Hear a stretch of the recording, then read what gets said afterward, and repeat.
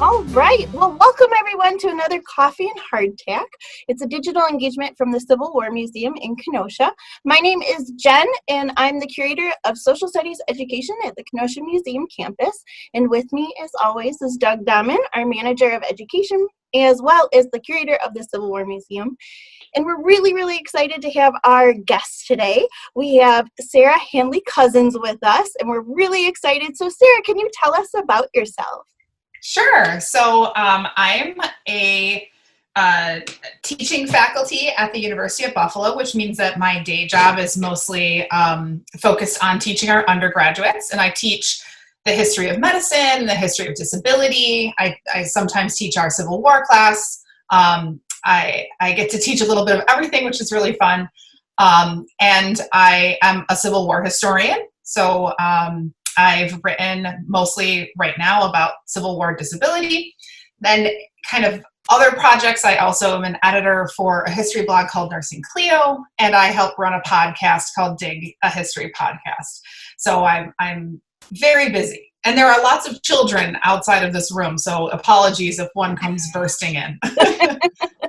No problem. We're used to working with kids. We're educators. We understand. Sure. Yeah, Sarah, as you can tell from my backdrop, I'm down here amongst toys and everything else, so no I get it. there. So yeah, if somebody bursts in on us here, we'll both have that happen. But you recently wrote a book entitled Bodies in Blue, Disabilities in the Civil War North, and it focuses on disabilities and the view on manhood during the Civil War and Reconstruction in the following decades. Can you talk about what drove your research and a little bit more about your findings? Sure. So I have always been a Civil War nerd. I think since I was in middle school, it's been like one of my favorite things to learn about. And as I went through college and decided that I wanted to be a professional historian, I knew that I was going to have to focus on the Civil War. What I didn't know was what about the Civil War I wanted to specifically focus on. A historian can't be a historian of everything as much as we might like to be. You kind of have to focus on something specific. And when I was first starting my graduate work, I really didn't know what that was going to be. So I was kind of feeling around, just trying to figure out what else I found interesting. And I just happened to take a class on the history of medicine with a professor who is now my colleague. And I just was blown away. I had never taken a class on the history of medicine before. I found it absolutely fascinating. And in some of our conversations with me and my professor and the rest of the class, I started to really become interested in the history of disability, which is not something that a lot of people encounter. Even now, it's still sort of an emerging field within history, particularly within Civil War history. And so at first I thought, well, this is my thing. Like, this is what I'm going to do is try to figure out what's going on in terms of disability in the war, which seems like a natural pairing because wars create disability, right? And I found that almost everything that had been written, which there wasn't very much, but what had been written was all about amputation, which is fascinating. Don't get me wrong. It is fascinating. But I found myself asking, as I was reading more and more about this, what about everybody else? Like, there had to have been more disabilities than just amputations or just, folks who had lost a limb during the war. And so I kind of set out in the project to look at all of the many other ways that disability became an issue during the war and then continued to be an issue after the war. So that's sort of how I got started in the project and the tack that I took in the book. That's so great. Kind of along this, and you mentioned it a little bit, but why is it so important to talk about disabilities in the Civil War? And why don't we talk about it when we're talking about the Civil War? We often kind of, like, you're right, we hear about amputations, but we kind of don't even acknowledge the other types of disabilities that came out of this war. Yeah, I think it's really, I think there are a lot of reasons, but one of the reasons that I've really focused on is that the Civil War stands out to us. One of the reasons that a lot of us are drawn to the Civil War and want to learn more about it is because it's in some ways, a really kind of glorious and romantic story, right? Mm-hmm. Many of us get into it, myself included, because we read books like The Killer Angels, or we watched Gettysburg, or we visited battlefields, and it's all kind of centered on the guts and the glory of the conflict, right? And I think one of the reasons that amputation is more or less well understood, or at least people think about that when they think about the Civil War, is because in most of the Civil War pop culture that we consume, we see at least one amputation, right? It kind of becomes the symbol of the bodily destruction of the war. The example that I always use is a couple of years ago, there was a show called Mercy Street that was on PBS, and they had a very graphic amputation scene, and it's become almost like a trope. In any Civil War media, you have to have that scene of the amputation. But then what you don't see is the aftermath of that, right? You don't see that soldier recovering for weeks, months, after that surgery. You don't see the experiences that he had when he went home and tried to make a living, tried to find a new job maybe because he couldn't do his old job, say, as a farmer with one leg or one arm or something like that. And so I think that in a lot of ways, that later story, like the aspect of kind of what happens after the kind of bloody, gory bits that we sometimes get in our Civil War media, that part of the story challenges that kind of romantic guts and glory thing that we really like. If we know that soldiers were being sent home to become jobless, homeless, that they struggled with alcohol and opium addictions, that they were not necessarily treated particularly well by the federal government, and all these other things that happened to them, that sort of takes some of the shine off of the way that we want to think about the Civil War. I think the other thing is that as much as we love to learn about wars and kind of consume wars in movies and all sorts of other media forms, we still don't necessarily, we have a really hard time grappling with the fact that war creates bodily destruction, right? It is a necessary byproduct of war. It's actually sort of the point of war, right? Is to destroy bodies.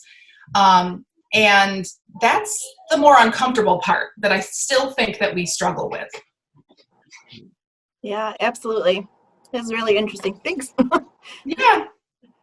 Sarah, you mentioned in your Civil War nerddom that you are interested in Killer Angels, and I'm sure you've been to Gettysburg at Little Round Top, where Joshua Chamberlain achieved fame in the movie Gettysburg. One of the central themes of your book is probably a little bit more lesser known aspect of Chamberlain's life, is that he was, pretty seriously wounded and had a wound and a disability that he dealt with for the rest of his life. Yeah. Can you talk to us about how you came to choose Chamberlain as a case study, and maybe the story from beyond July 2nd, 1863 with Chamberlain? Sure. Yeah. So a lot of people know Chamberlain. When I go give talks, people are always like, oh yeah, Chamberlain. I remember that guy. I wish I had it here. I've had the same Chamberlain keychain on my car keys since I was about 16 years old when I went on a band trip to Gettysburg. And I did not set out to write about Chamberlain. I think sometimes people jokingly sort of think that I'm just a Chamberlain fangirl, and that's why he ended up in the book. It actually was a little bit more roundabout. When I was first thinking about writing about disability, I knew that I wanted to somehow get away from amputation, but that kind of was challenging because we don't know as much about veterans that didn't have amputations. We know about the famous amputees, like Dan Sickles and folks like that. But it's harder to get at the histories of people who had other kinds of ailments because they weren't visually apparent. And I just happened to recall at one point that I had been, when I was in college, I was in a program where we traveled from battlefield to battlefield every Friday, did these very intense battlefield tours. And one of those tour guides, I believe it was at Petersburg, was telling us about Chamberlain's wound And so I kind of was casting my mind back to that experience at Petersburg, and I was like, I seem to recall this guy telling me that he was terribly wounded, but he wasn't an amputee. So maybe there's something there.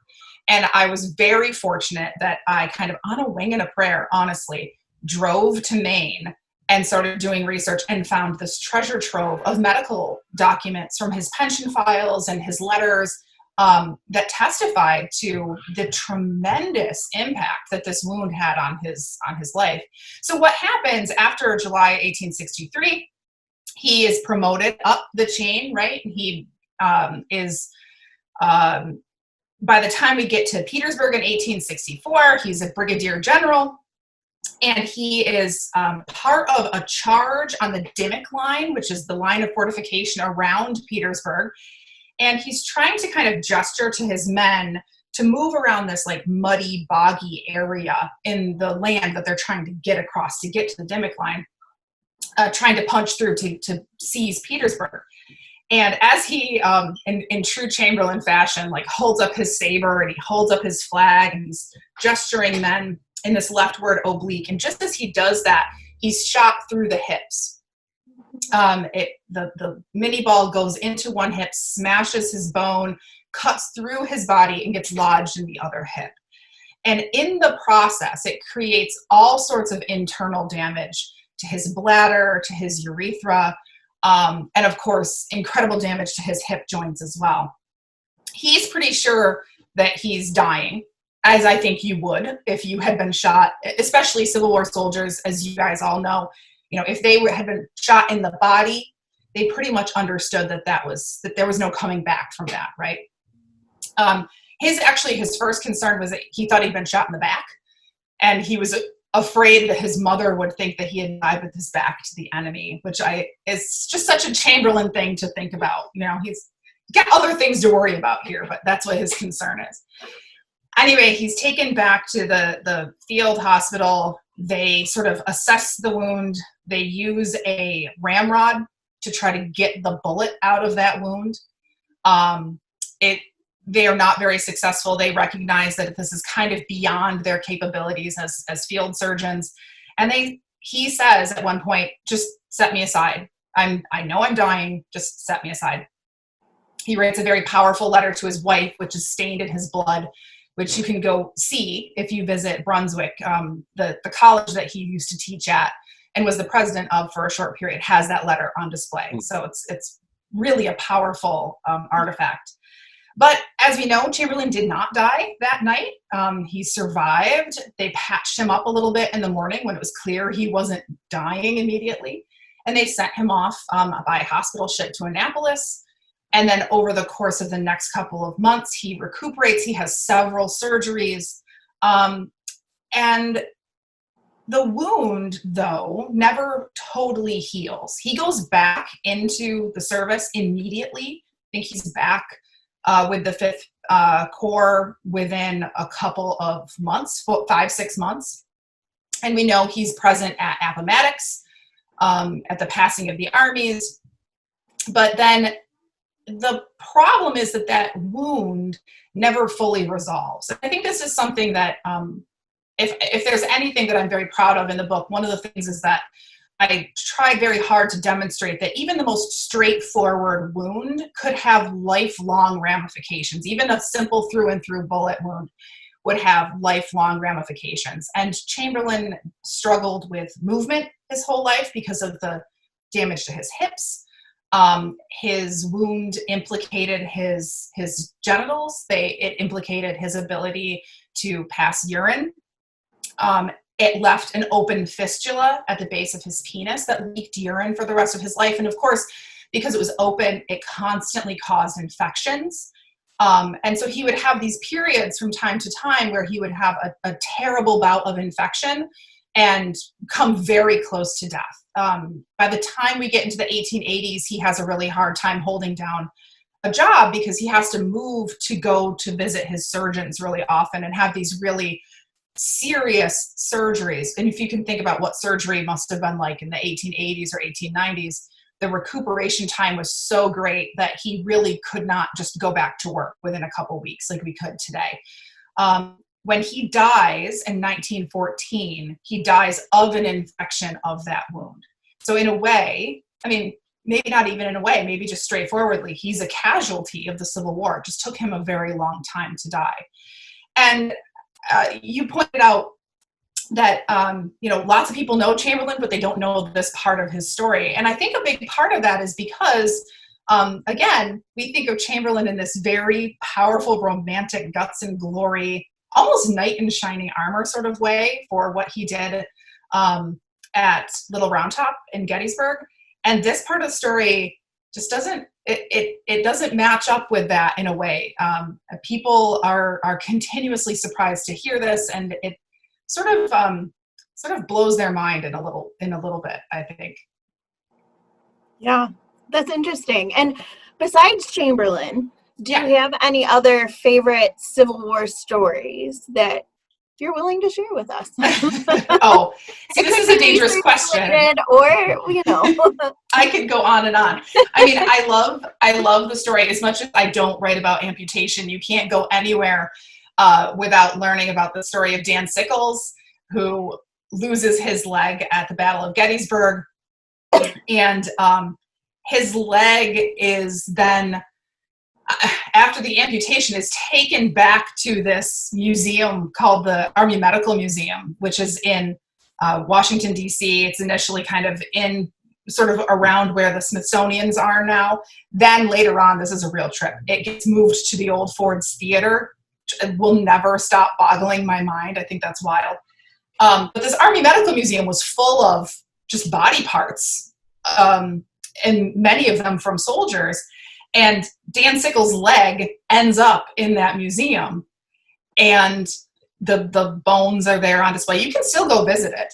I recommend it. But my favorite part of the story is that Dan Sickles was reportedly, anyway, went to the museum every year on the anniversary of Gettysburg to visit his leg bones. And I just think that that's great.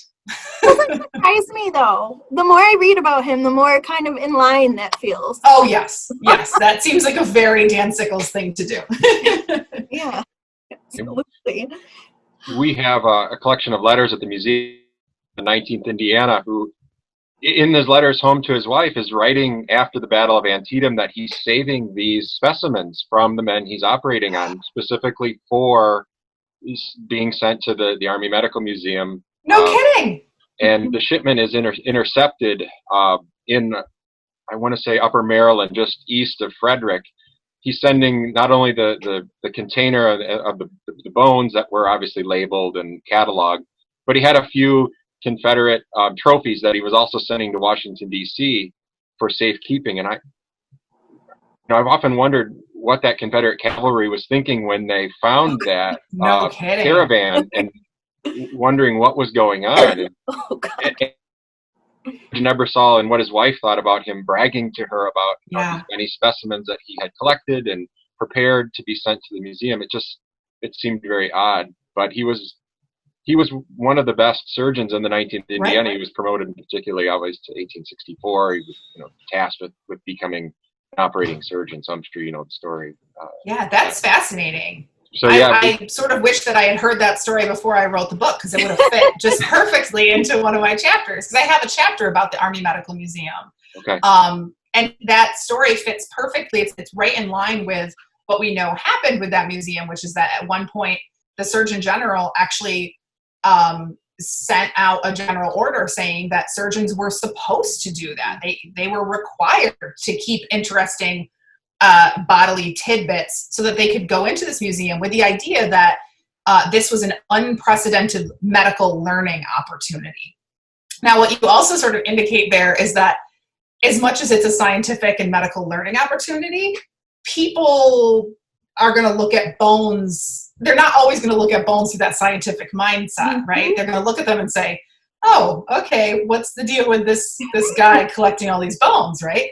So it caused a bit of controversy. There was at least one surgeon who was court-martialed for going out, and I want to say it was Antietam battlefield, but I might be wrong, and collecting bones off of the field. And he was seen by a chaplain, And the chaplain was horrified. And so there's this kind of back and forth over what do these body parts represent? Are they sacred parts of the human form, or are they medical specimens, right? Which is, that tension is endlessly fascinating to me. That's a great point. Mm-hmm. For those that are interested in the subject matter, Civil War medicine, Veterans Affairs, the story, aside from your book, of course, which we want them all to go out and purchase and read. Which I have here. There you go. Thank you. Do you have any other recommendations for people that they can use to pursue this topic, find Sure. out more information, and kind of, like that spark that may propel them down the same road that you took back when you were doing these battlefield tours, or Absolutely. as a teenager interested in the Civil War? Yeah, this is a really exciting field of Civil War scholarship right now. I think there's been a couple of new books that have come out over the past couple of years that have really kind of reinvigorated this, particularly Civil War medicine.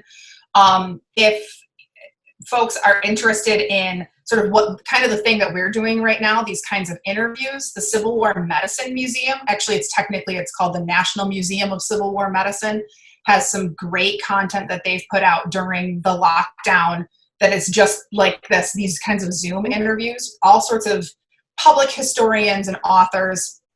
But if you're looking for reading, I mean, for veterans, Brian Matthew Jordan's recent book, the name of which has just completely gone from my brain, but it's by Brian Matthew Jordan, about sort of the Union veterans after the Civil War and the many experiences that they have. It's not specifically about disability, but it is really eye-opening in terms of the real difficulties that Union soldiers faced.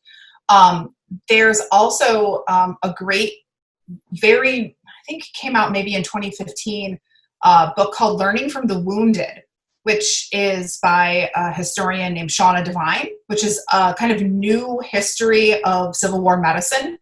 It does a really good job of busting some of the myths that we have about Civil War medicine. Many of us, when we become interested in this stuff, we think of Civil War doctors as like drunk butchers with no skill, just like hacking off limbs in like dirty barns. And like, there was an element of that sometimes, right? But what Shauna Devine does is kind of describe the immense education, the kind of like professional development that these men had to go through, how they actually became Civil War surgeons or military surgeons.